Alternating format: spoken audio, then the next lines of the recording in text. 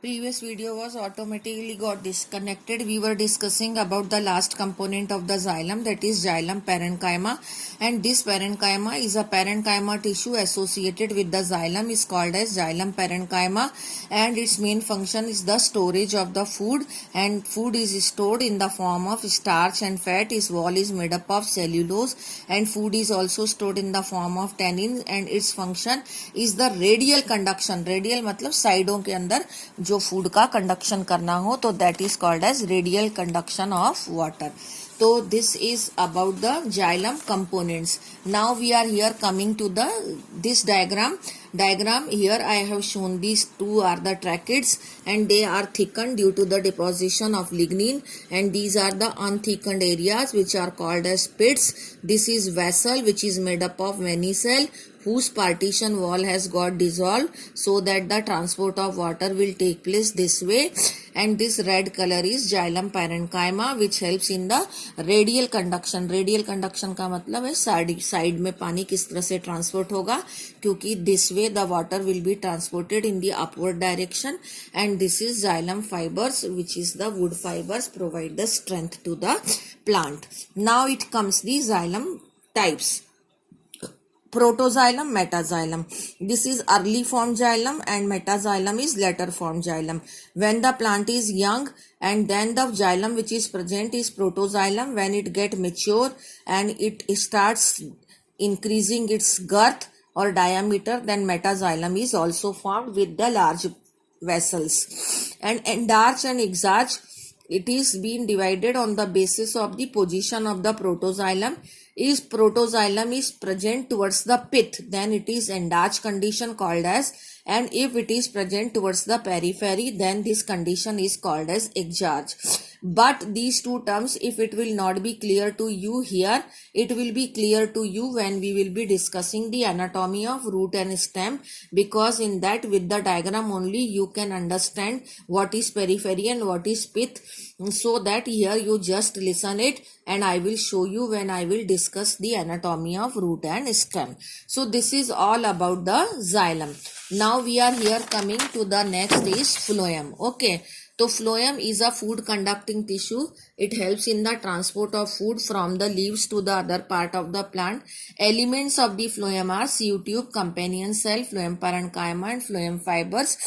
And in gymnosperm, the albuminous cells and sieve cells are present. Okay, but companion cell and sieve tubes are absent in the gymnosperm, means less evolved phloem is present in the gymnosperm. In the note it is written.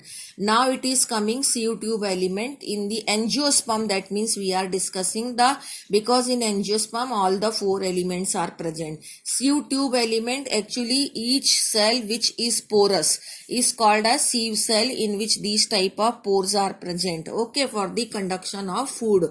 So that is sieve cell, but when many sieve cell lies one above the other, then it forms the sieve tube. I will show you the diagram first, then you will understand it properly.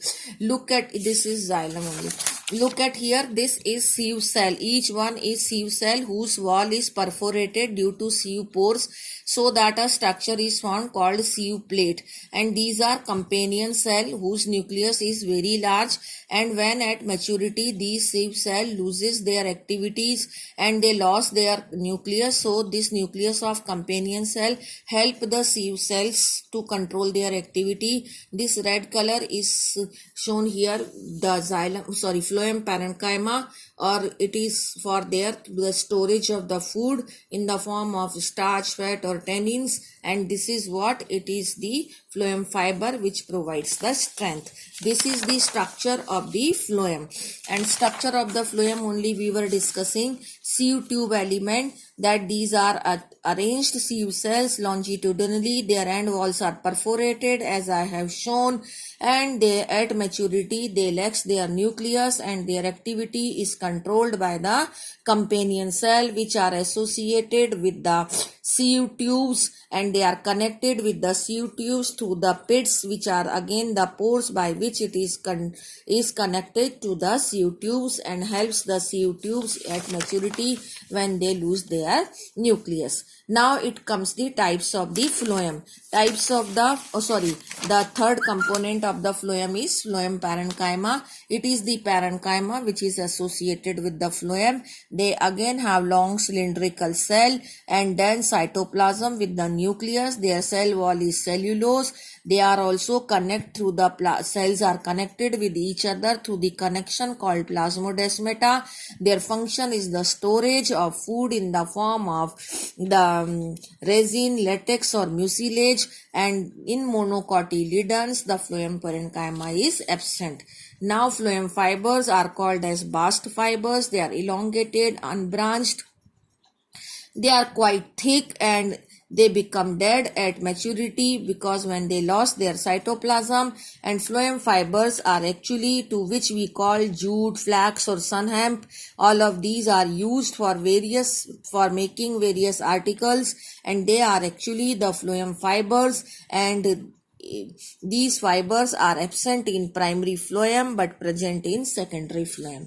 So what is primary phloem and secondary phloem? Again, the early form phloem is protophloem or primary phloem with narrow CU tubes, and later formed phloem is metaphloem with bigger CU tubes or secondary phloem. As it is here written, the types of the phloem. Okay, so this is about the phloem, and this is the structure of the phloem which I have shown you. This is all about the phloem and its component. This I have already discussed in the previous video and in this video also. Okay, so that way the vascular tissues, xylem and phloem are completed, and I am sending the notes of this also. Thank you.